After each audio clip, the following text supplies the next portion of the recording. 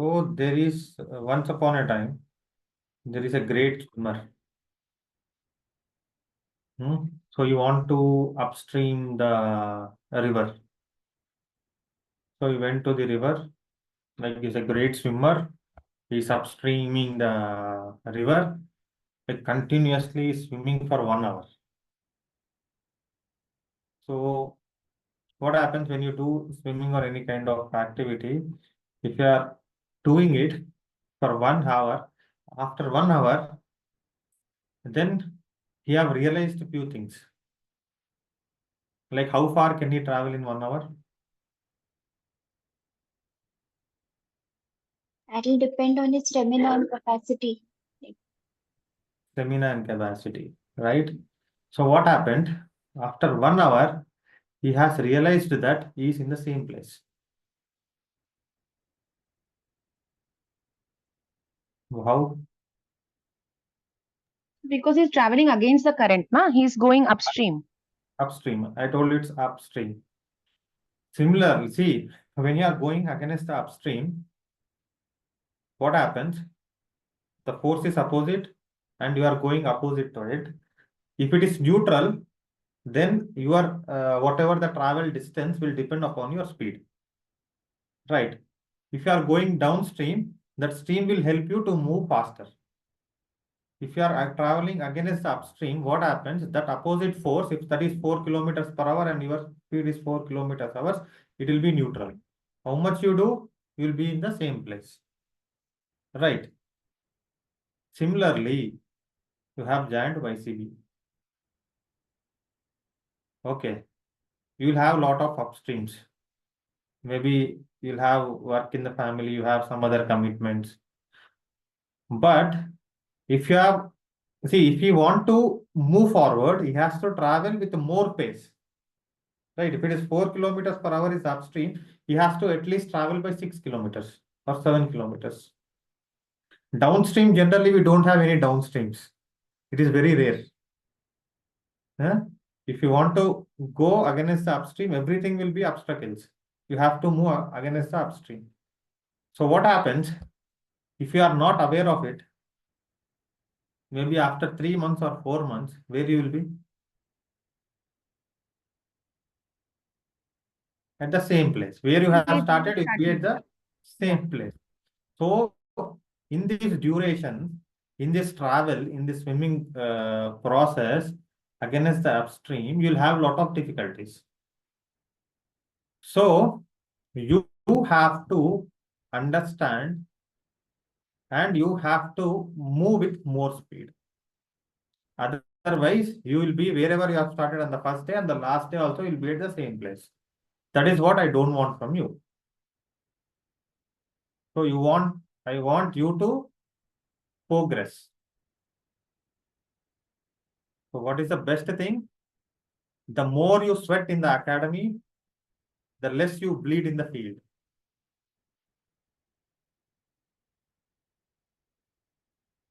Okay. If you don't sweat here, if you go to the battlefield with one stop, katam, you are done. So always remember, more you sweat in the academy, less you bleed in the field. Okay. Then we will come to today's topic. What is the definition of yoga?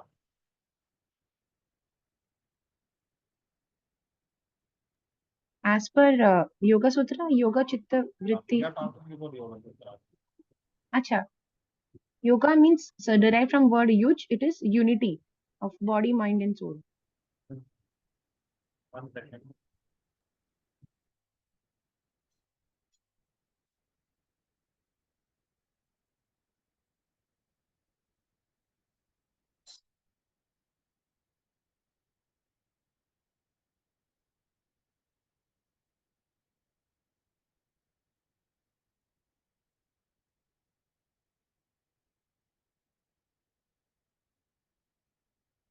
Yeah, as per the Yoga Sutra.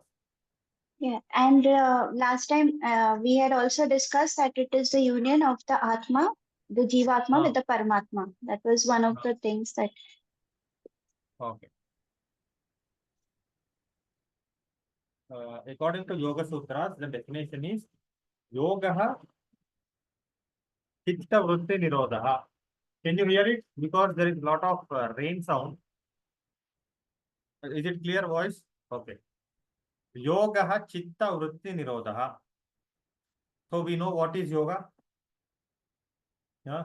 We know Nirodha means mastery. We know what are the different types of vrittis. Then you know what are the different types of chitta, different states of mind. It is also called as chitta bhumi. See, vritti, you have some vrittis. Similarly, chitta also, you'll have some stages. I cannot call it as types, it is called as stages. So is it the conscious mind and subconscious mind? Not exactly. Chitta is like a storehouse. In this, you have like different stages called as chitta bhumis. It is related to the gunas. We'll see it. Okay. It is called as chitta bhumi, state of mind or different states of mind. You can write down it. Based on three gunas. Generally, if you see Purusha Prakriti, because once you go through this Sankhya philosophy, it will be much easier for you.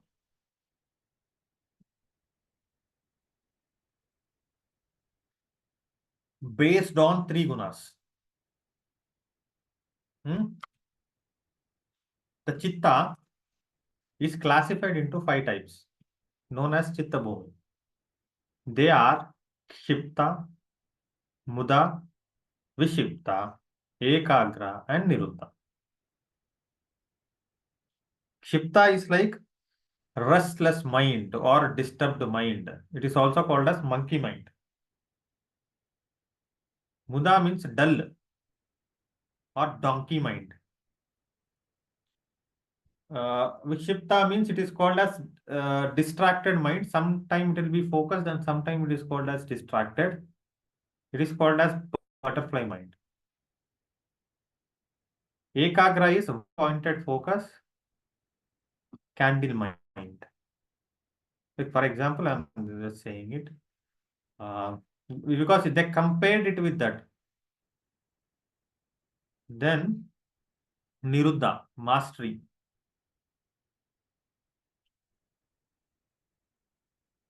Like you can say, we'll see Kshipta. What is Kshipta? The first one, in which mind is dominated by Rajoguna. Here, you listen, mind is dominated by Rajoguna, but other gunas are there. Primarily, it is dominated by Rajoguna. And it involves in worldly objects and remains in the state of moving unstable. What happens? This second you will be in India, this next second you will be in America, and third second you will be in Mars, next on the moon. Is it stable? From traveling this second, next second your mind will go on to the food. It is unstable.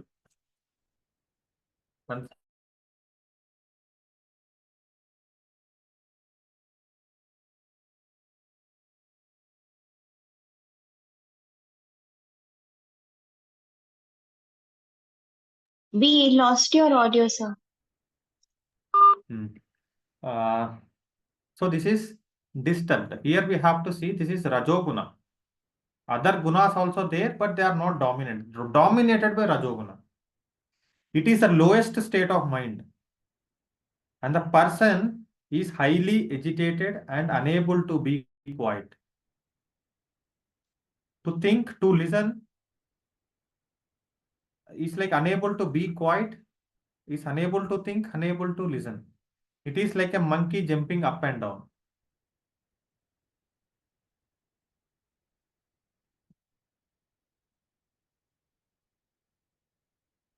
Got it?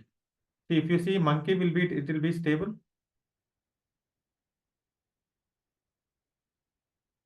Monkey will never be a stable. Similarly, this mind is also will not be stable. So can we experience this kind of things? We'll also be in this state of mind. Not only we, but everyone will go through this stage. Sometimes will be very unstable. It is the lowest state of mind, which is unstable, unable to think or unable to listen. It is extremely unstable, unable to concentrate or decide. If you are unstable, can you concentrate? Even somebody is telling, we cannot listen. That is this state of mind. Just think which state we are. It is source of pleasure and pain. What is the source of pleasure and pain? This Shipta mind. In this state, mind is totally restless. Why? It is always wandering, unable to concentrate or decide. It is just like jumping from one thought to another thought, jumping from one object to other object, or jumping from one emotion to other emotion. In the same second will be sad, and next second will be anger, and next second will be happy. It might be anything, unstable. It moves between likes and dislikes, love and hate, expectations and disappointment. Again, yesterday, expectation and reality. Have you done any introspection yesterday? Have you connected to anything? Many incidents. Is it life-changing lesson? Definitely. Definitely. I think many incidents, even on day-to-day basis, we expect something and what we receive is something else. And that's the gap which we need to fill in, that bridge. That is what yoga teaches. So you have to learn this. Asana, pranayama is a part. But more than that, philosophy is more important. If you don't understand reality expectation, whatever asana you do, you'll be in asana, your mind will be somewhere else, expectation, or that is not right. So this philosophy is important. That's why in yoga, first 1 year only yama niyamas.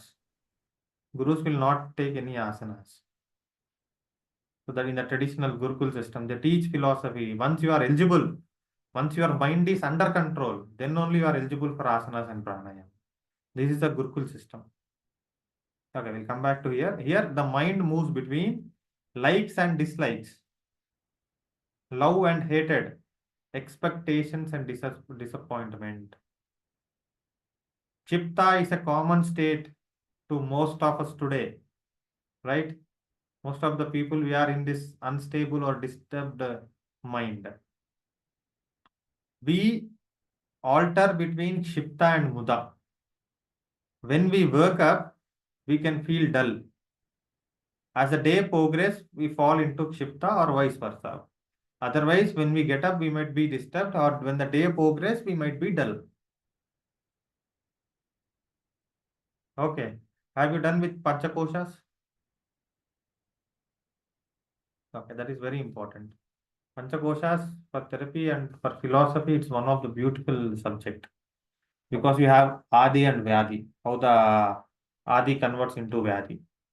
That is one of beautiful, just you focus on it when you have that topic. So Vyadi here means disease, the word in Tamil.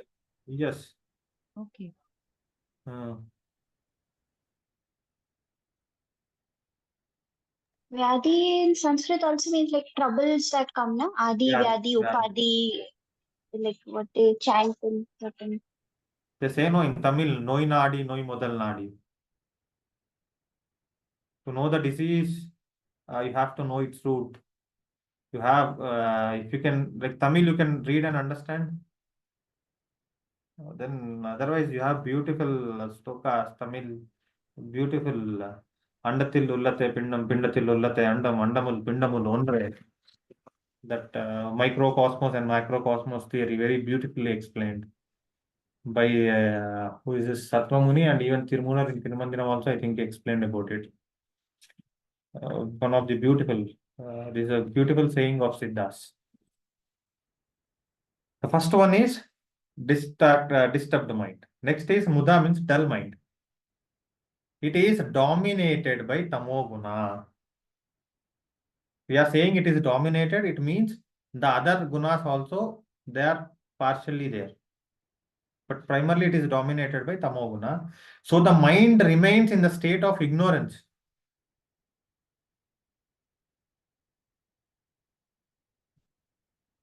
In this state, mind is dull, listless. There restless, here listless. And no information seems to reach the brain. Like we say, no, body present, mind absent. This is like Muda mind. Body will be there, mind will be Listless? absent. Huh? What does listless mean? Listless means nothing will enter. You cannot make any list of any things.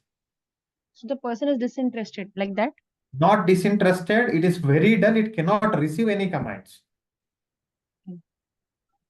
I think somebody like in complete depression, that depressive state where they are not receptive to information. Even if you, Are very dull, very dull. If you see some people always sleeping, always dull. so lethargy will come under this Yes, category. lethargy is a quality of tamoguna. And this mind is dominated by tamoguna. How the people of tamoguna will be there, it will be same. But Because from the ideally, three sir, gunas, what? ideally, tamasic means very, means all the bad qualities, the extremely bad qualities. Na? That is what we say. Tamoguna. Violence, arrogance, and that kind of like. Yes, but they are very lethargic to do the work also. If you see any obese people, they are dominated by tamoguna.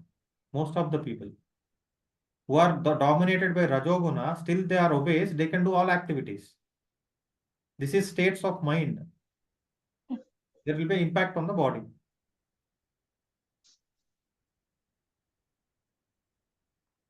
Like you see here, we'll have an example where information seems not to reach the brain. Like example is a person might hold the phone and still he asks, where is my phone? The phone will be in the hand, but still he asks, why? Brain is very dull, is unable to focus on anything. Got it? Dull Yeah. mind. Like He some cannot people receive. have their Fits. chashma over here and then they ask either hai, like that. That is a case where it is dominated by the muda, means the dull mind. See, if he is active, he'll know that, see, there is something to the head, he'll know, he'll understand. This is mind is dull, it unable to receive anything. That is a problem. So does it happen with like regular people, or are we talking about extreme psychiatric cases or mental disorders? Regular people. See, we also go through this all five. We also go through first three stages. First three are common to everyone. See, sometimes what we do, we'll get disturbed. Our focus will go. Huh? That is Shipta mind. Sometimes we'll have phone in our pocket, in our hand, and we'll forget. That is the where the tamoguna dominated and the mind is in the state of muda. Vishipta state also will be there. First three is common for everyone. Fourth and fifth is what we have to try. Suppose you are getting in the morning, early morning, you have get up, you are still in that sleepy mood. If somebody calls, can you reply? You can't even hear. They'll say they are shouting, but you can't even hear. That is dull mind because unable to receive. Now you are listening, but your mind may be somewhere else. Is that not called as Shipta mind? Because that is disturbed mind. You'll experience, everybody has to experience. This is not a special case. Everybody has to go through it. If somebody has more dominant in something, then we have to focus on it. Okay. Who is like Tamo Guna people, they will be more into dull mind. Somebody who is dominated by Rajas, then what happens? These people always will be disturbed. They cannot focus on anything. They will be, today they will say yoga, tomorrow they will say Zumba, next day they will say aerobics, fourth day they will say gym, fifth day again yoga. So this is what the fluctuations happened. They cannot be stable on anything. Sometimes we'll do yoga, someday we'll do other exercises. It's a common phenomena with everyone. Person dominated by tamo mind commits unrighteous acts influenced by violent emotions, violence. Because tamoguna will activate them that nature. The mind is dull, sleepy, lethargic, and lacking energy. We feel like tired and not willing to do any work. Suppose after, like in college days, you used to feel after coming from the college or work, how we'll feel? No energy, you like to go and sleep. You don't want to do any work. But some people, they'll be very active. So it depends. We easily give up and find reasons to skip the work. Move without intentions. Like, what happens? Like tomorrow we'll say, okay, morning 5 o'clock, I'll get up and I'll do yoga. But what he'll do, alarm will come, he'll hit on the alarm and he'll sleep. Somebody asks what he'll do. Morning alarm did not ring, or there is weather is not cooperating, there is rain. He makes excuses. If somebody is giving sattva guna, people never give excuses. They have to do work, they will do. In the office also, they are the people who give excuses. So that is the quality of this. And dull mind drives us. We have to invest more efforts. Who are into this tamoguna dominated or dull mind, they need to put more efforts to get out of it. Dull mind drives us into state of dissatisfaction. So we easily complain and point out others. Understood? How deep is saying. This is about dull mind. Next, Kshipta. Kshipta, Buddha, Vishipta. Third one. This mind is dominated by Sattva Guna and Rajo Guna. Remember, this is dominated by Sattva and Rajo also. So the mind remains in the state of stability for some time and remains in the moving for some time. What is Rajoguna? Disturbance, distractions. Sattva Guna, stability.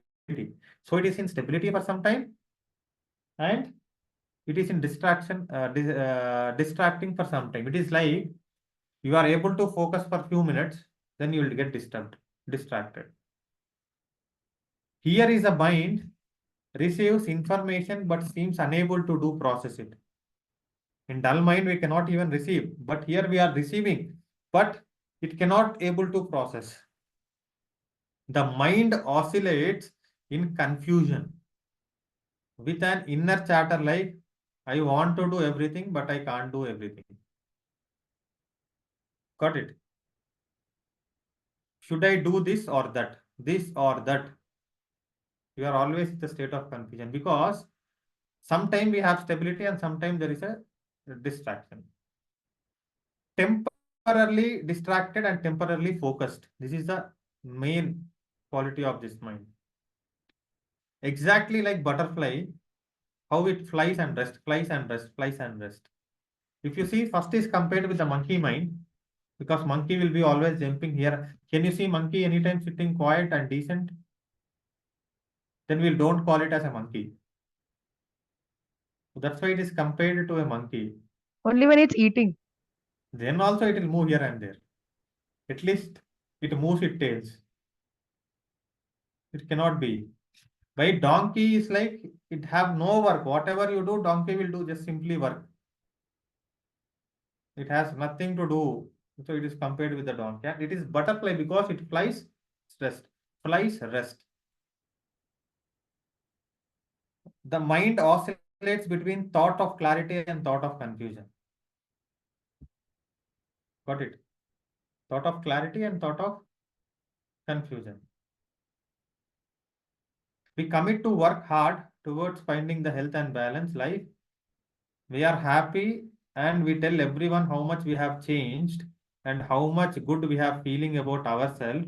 It almost feel like we are in the place we are always wanted to be. But at the first obstacle or the challenge, if we fail, then everything will close and will stop. Understood? First person, you will never think like he want to start or not, everything oscillating. Second person, he'll never do things because there is only receiving also there is a issue. This person, we will start, everything will go, we'll do yoga for 5 days, 6 days, 1 week, 1 month. But if we get any obstacle, 1 or 2 days, then katam. No, then everything will come back to zero. Because we fall again into the state of distracted mind. That's the reason. If we experience a painful situation, we choose to withdraw and go back to the old habits. Suppose getting in the morning and doing yoga. Sometimes what happens, we'll sleep late, 1 or 2 days, we'll get disturbed by that short sleep. We may feel little difficulty or sleepy in the daytime. Then what happens? It is a difficulty. Or if we are doing, we are getting body pains. Then what we will do, we'll go to the old habits of sleeping up to 9 or 10. So that is what this mind people will do. It's like, see, in our yoga practice, while practicing pranayama, we experience a short period of calmness, stillness, and focus on the pranayama. But the moment we heard a sound or word, our attention moves away. We get distracted and blame the environment or the people. If we are completely focused, the disturbance is within inside. That's why we are able to disturb to the outside environment. If we are stable inside, we will not get disturbed by the outside environment. What we are doing, we are blaming the environment of people. I was so balanced and the environment people distracted my practice. That's very moment we start to think to change the environment, but not our way of proceeding. So generally, most of our people, yogic people, people will be in this mind, will focus and will be distracted. Fourth one is ekagra, one pointed focus. It is dominated by sattva guna and remains stable in any matter. Here what happens? It is dominated by sattva guna, but remaining gunas are not there here. In this state of mind is relaxed but not sleepy. Because tamoguna it is sleepy, but here it is like sleep and sleepless sleep. Like yoga nidra is not a sleep. So that is the difference. Even tamoguna people will sleep. But sattva-guna also there will be in the state of that sleep, but it is not sleep. In yoga nidra will not sleep. It is a sleepless sleep state. That is the difference. Mind is relaxed but not sleepy. The person is ready to focus and pay attention, which is required for meditation. A good yoga class can bring the mind into this state of relaxed attention. This is ekagra, means one pointed focus mind. The last one is niruddha. In this state, mind remains overcoming all the three gunas. It is called as gunatita state. In the ekagra, state, what we have sattva guna, right? And other gunas are not there. But in the first three stages, one guna is dominating, other gunas are present. In ekagra, it is dominated by sattva guna, other two gunas were not there. Here, niruddha means there is no gunas. It is gunatita, it's beyond the gunas, like what we have seen yesterday. Above this, see, even if you have sattva guna, still you have a guna. There are some qualities. If you are gunatita, above that guna, these gunas will never affect you. That is this state. attribute of nature and worldly objects and remains in only the contemplation of God. Here, as you don't have even sattva guna, it is always in the state of contemplation of God, means meditating on the God. It arrests all the mental functions. Because even sattva guna is sattva guna, there is some mental function. But here arrest all the mental functions, there is complete suspension of all mental modes and subconscious depositions. So then the person has achieved nirvana state. Yes, kind of. Because you have a lot of milestones. In samadhi, is a beginning for the concentration. See, for the higher level of practice, samadhi is the beginning. Like what we say, from kindergarten to 10th we'll study. But for the graduation, intermediate is a start, can we say? For the research, graduation is a starting point. But whatever we have done something. Similarly, samadhi is also starting point. It is not the ending point. In samadhi, you have many samadhis. Suppose you want to reach Himalaya, when we reach starting of the tip of the starting of the Himalaya, the base of the Himalayas, there the Himalayas will start. It does not mean we have reached Himalayas once we reach the bottom of the Himalayas or the starting point of Himalayas. Okay. Similarly, there will be interrelation between all this. This is the state of mind. With this mind, we can achieve all this. Got it? Once you get into this state of mind, if you do sadhana, then you will get the milestones.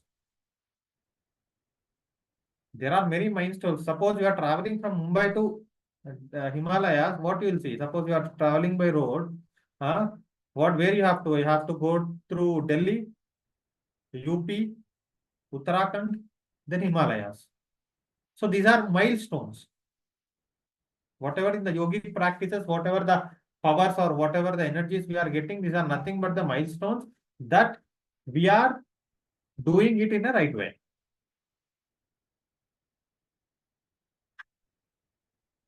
Here, mind is not distracted by random thoughts, but fully absorbed in the object of focus. Because there is no rajoguna, there is no distraction. This can occur in the meditation or when person is fully engaged in something. And even we can experience this state for small time, for little time. When we are completely in that meditative state, we'll experience this. But we have to continuously be in this state. See, if you see, all these 5 states have we experienced at least once in the life. Suppose we are reading book, we are completely immersed into that book. Somebody calls, shouts also we cannot hear. That is called state of contemplation. Or we are seeing a picture, some thief came and stolen, also we don't know. Because we are highly contemplated on that. Everybody will experience this state, all these 5 states, but it depends which state is more dominant. So this we have to be always in the state of Niruddha. Ekagra first we have to achieve, then we have to try about Niruddha. This can occur in meditative. Okay, in this state, no new impressions can distract. Our mind and old one cannot influence our present. There is no new one and old one cannot influence. So you are in, again, live in present. Presently you are meditating, you will be in that state only. The knowledge is available for practicing towards a higher mental states. In this you will have that knowledge. Most of us remains in first 3 states, remember, right? Which only maintain and increases the mind fluctuations and the bondage with the external world. Out of the 5 states, Ekagra Niruddha can be attained higher states of concentration. Muda mind is too dull to make required efforts to wake up. Shipta mind is too restless and cannot find stability, steadiness, because it is unsteady mind, lacks concentration and balance. Vishipta mind is inconsistent many yoga practitioners find themselves in this state, right? There are moments of clarity, stability, and concentration at the times they get distracted. Generally, general our practitioners of yoga will be in this state and pull back into old habits. Still, because of once you get any disturbance, they are pulled back into old habits. This type of mind can attain concentration to determination, discipline, and constant practice. Abhyasa vairagya. Then you'll get into the state of ekagra. Once you in ekagra, if you do more practice, more sadhana, then you'll get into state of niruddha. Clear? The states of mind and what we are doing. Can normal householders, maintain the state of Niruddha? Because it is like a constant contemplation on God. And that They is can. really very difficult with a day-to-day life. They can, you see. Yes. If you see all the rishis, everybody is household. They have the children also, right? And they say people who are into household, they can quickly get into all these states rather than because they have gone through every phase. Suppose you are cooking, you are only focusing on cooking. Is that not called as contemplation? You are listening to a lecture, you are completely focused. That is not called a state of ekagra. See, for Niruddha state, it takes a lot of practice. You directly cannot go into that state. It takes years and years of practice. Okay. So, you can ekagra state, you can. One pointed focus, it is very easy. You can come into that state.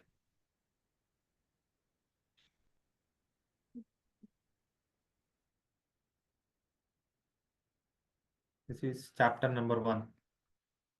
There are many other sutras, but important we have seen. Next, we'll enter into chapter number 2. Atha, which part? Atha sadhana padaha. The first one, tapaswadhyaya ishvara pranidhanani kriya yoga. What is that?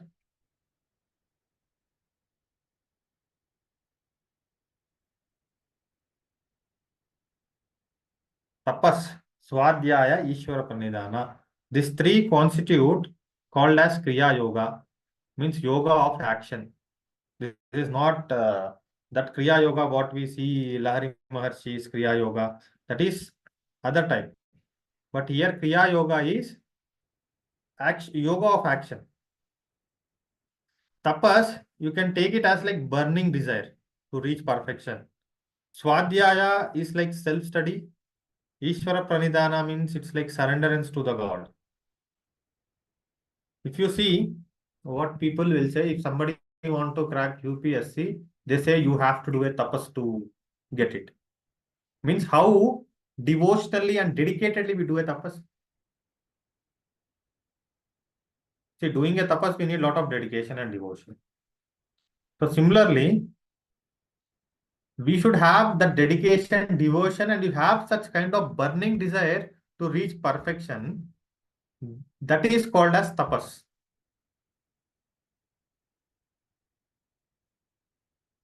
Swadhyaya means self introspection, you call self inquiry or self practice. Yoga is all about self practice. I am telling you, you have to do a research and you have to practice it on yourself. That is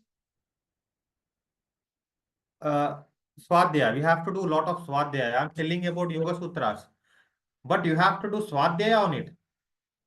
Then you will get it benefits. Ishvara Panidhana means surrenderance to the God. You have to say that everything has because of you. That is surrenderance. I am nothing. I am just doing whatever you are making me to do. This is what the attitude the older people has to be. Whatever is done, you have done, it's for our good. They are very strong mentally. If you see the old people, your grandma, grandpa, they'll be mentally very strong. Because I have a student who is just 92 years young. She started yoga at 89. I'm her first teacher. Uh, our daughter-in-law and her granddaughter, she is very strong. Even I restrict her to do not to do few asanas, but she says, no, no, no, I want this, I want that. She'll see her daughter-in-law doing all this. She says, at the age of 90, she's able to do Vakrasana, Ardhamachandrasana. I will not make her to do much because of her age, but she is very dedicated and she does like 4 to 5 hours puja. And if by mistakenly, if she sits on bed, she'll go, she'll bath, she'll come and she'll do puja. So that's kind of at the 90, 192. Because they do Ishvara Pranidhana. Whatever is there, God, you are there to help me. They surrender themselves to the God. So burning desire in practice, study and surrender the fruits of work to the God. The same karmanyavadikarasya ma phalesya kadachana. Are called Kriya Yoga. So, why Kriya Yoga? Okay. We have seen Kriya Yoga. So, why Kriya Yoga? Samadhi Bhavanartha Klesha Tanukaranarthasya. What is that? By doing Kriya Yoga, you will get feeling of Samadhi. You will not attain the state of Samadhi, but a feeling like you have went very close to that Samadhi state. Samadhi Bhavanartha means that bhavana, that feeling you will get. And klesha tanukaranarthasya means tanukarana means thinning or minimizing the kleshas. Here you see they are saying it is not removing, it is thinning or minimizing.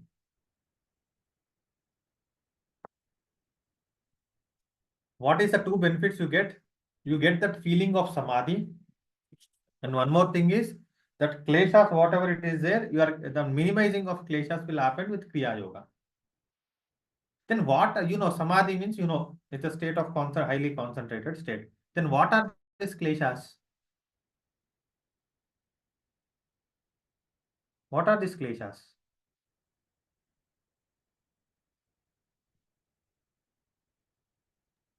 To reach samadhi, that's like they say that calm, growth, move. We get all these pleasures and pain because of this. Distractions of mind. Not destructions of mind. It is like pleasures and pains. Everything is because of kleshas. All the problems is because of kleshas. Troubles. It's like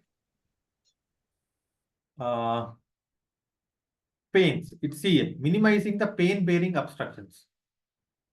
You will get whatever the pains you have, it is because of this. What are these kleshas? Avidya, asmita, raga, dvesha, abhinivesha, pancha klesha. What is the next sutra? It is avidya, false knowledge. Asmita, I. The people call it as ego. Identity. Raga, attachment. Dvesha, detachment. Abhinivesha, fear of losing. These are the five. What is that? Avidya, asmita, raga, dvesha, abhinivesha. We'll see, you'll understand why it is called as pain-bearing obstructions. Then the next sutra states, avidya kshetram uttaresam prasuptatanu vicchinno udarana. Means the fourth one, avidya kshetram uttaresam. Means avidya is the root for all these kleshas. What is that? Asmita, I raga, can see dvesha, the abhinivesha. slide. No slide. This time I'm telling you all this. So, avidya is a root cause for all these kleshas. Avidya means false. knowledge. Prasuptatanu vicchinno udaram means it is of four types. One is purely dominant, uh, less dominant, or fluctuating. Next one is suppressed. Prasuptatanu vicchinno udaranam. All these kleshas will be of these four types. Okay. What is this avidya is? You will understand this when we go in further. You will understand this. Anityasu dukkhanatmasu nitya suchi sukatmara kyathira vidya means what is avidya means what is nitya and anitya means temporary and permanent. The knowledge that we think permanent as temporary and temporary as permanent.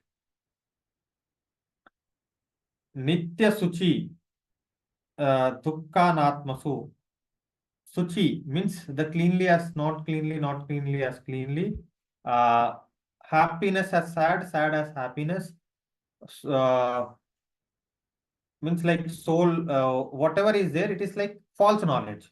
If you see what we do, we give more importance to body rather than soul, right? But soul is permanent, body is temporary. So here what we are doing, we are giving more importance to permanent things that we are thinking this is temporary things, we are thinking this is permanent. Right? This is avidya. That's why you see the great yogis who has got that attainment of the higher states, they never give importance to body. If you see Ramana Maharshi, the great Jnana yogi, in his late age, like 80s or 90s, very old, is unable to walk. He's a see, if he want to go, the people will arrange him all the vehicles, all the luxuries.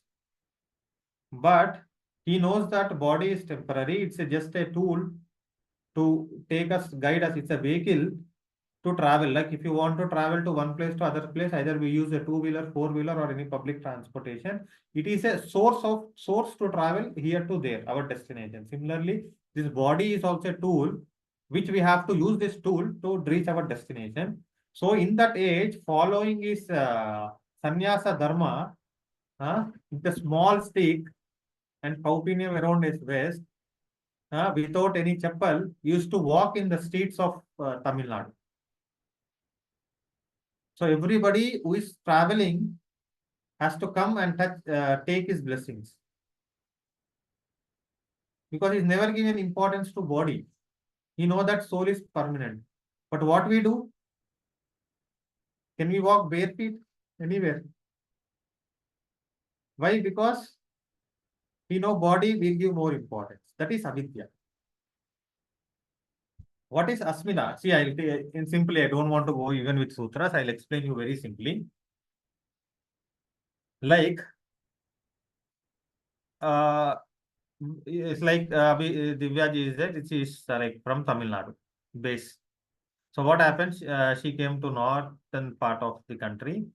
Then what happened? There is a person met from the one Tamilian met you. Then what happens? Automatically you will make a friendship with him, right? But you have some previous fights with some person from some area.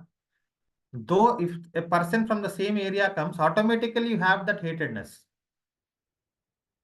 Though it is very good person, but automatically you have that little hatredness in the mind.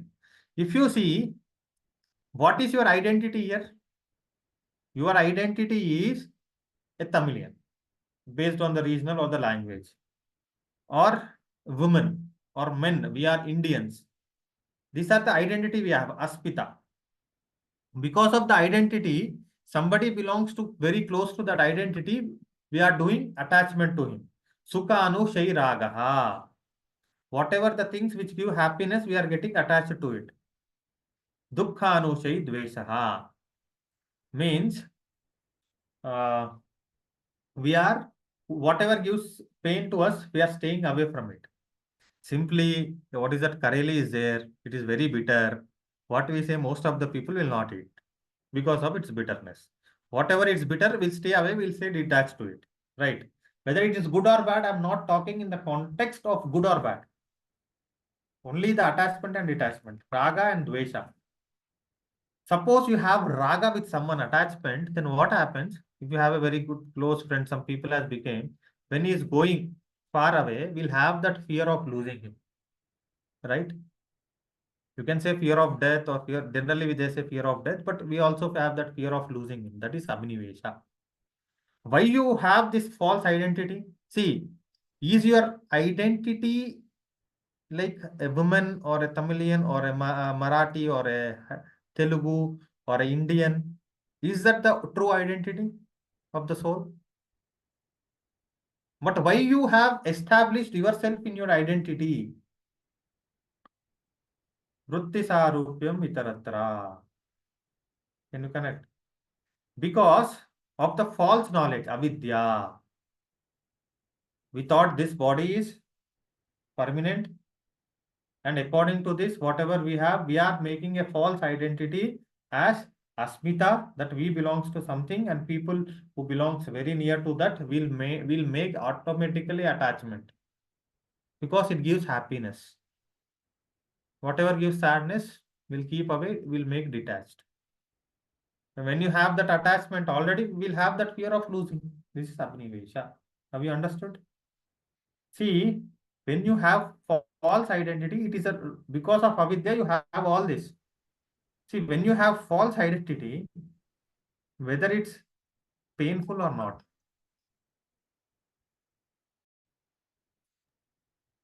just whether Sir, it is but this will painful also or be due not. to preconceived notions or comparing to past experiences. Which one? I'm saying this false identity will also be because of a preconceived notion a person has due to his past experience. It might be good or bad. So that will also No, affect this. yeah, definitely. But why you are getting that? Because of the false knowledge. Avidya kshetram uttaresam means it is a root cause. It is a field to all this following four. Okay. So, Kriya Yoga, and these are the five kleshas. So, what Kriya Yoga will do? It will do thinning of the kleshas. Okay, we'll stop here, and tomorrow in the next class we are going to see Ashtanga Yoga. So Monday you will be taking the class, no? I will take. Because Saraswati ma'am told to tell her. So should I inform her then?